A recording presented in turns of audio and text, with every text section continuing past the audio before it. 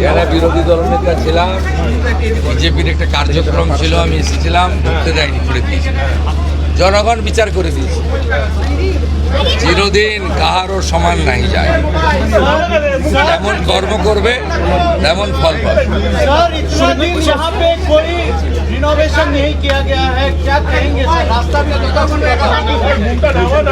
पिछले सरकार का काम तुष्टीकरण, भ्रष्टाचार, परिवारवाद और बंगाल को पीछे ले जाने का काम था।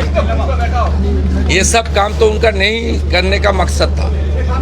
राष्ट्रवाद, देश प्रेम, ऋषि बंकिम चंद्र, कवि गुरु, ये सब काम उनका नहीं करने का, उसका एजेंडा में नहीं था।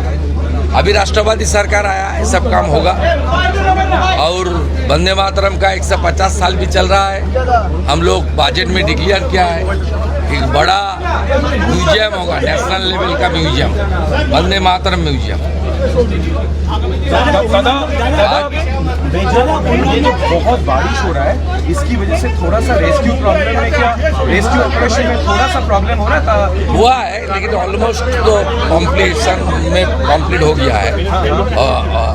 और बाकी तो पूरा मालवा क्लीन करने का काम तो नॉन स्टॉप चल रहा है। लेकिन क्या सबको निकाल लिया गया है वहाँ से? ये तो बोलना मुश्किल है। ऑपरेशन चल रहा है। ये एनडीआरएफ और आर्मी जब बोलेगा तब कोलकाता पुलिस को मैं जानकारी दे दूँगा। ये मेरा बोलने का ठीक नहीं। दादा उद्धार कार्य देखिए, यूनिफॉर्म सिविल कोड बंगाल में होगा, एक प्रोसीड्योर होता है। हम लोग असेंबली में बताऊंगा। एक कमेटी बनता है, एक सिटिंग जज की नेतृत्व में।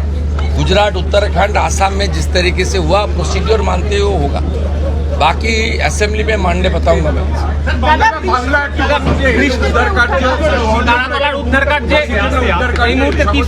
হ্যাঁ, কালকে তো ডিস্টার্ব হয়েছে, কিন্তু আমরা টাচে আছি।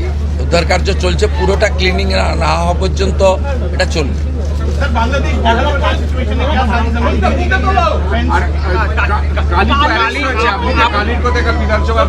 ঋষি বঙ্কিমচন্দ্রের স্মৃতি বিজড়িত বাড়িতে সব চোর, ডাকাত, লম্পট, চিটিংবাজ, এদের সম্পর্কে আলোচনা না করা ভালো, জায়গা আলাদা আছে। আমি এখানে এসব কথা বলবো না।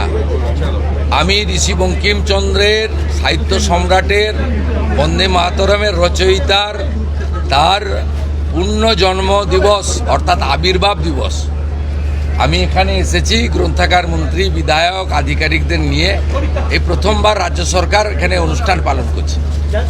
তথ্য সংস্কৃতি দপ্তর এবং গ্রন্থাগার দপ্তর এবং কলকাতা কর্পোরেশন মিলিত হবে। এই কাজটা আমাদের আজকে সকালের প্রথম কাজ।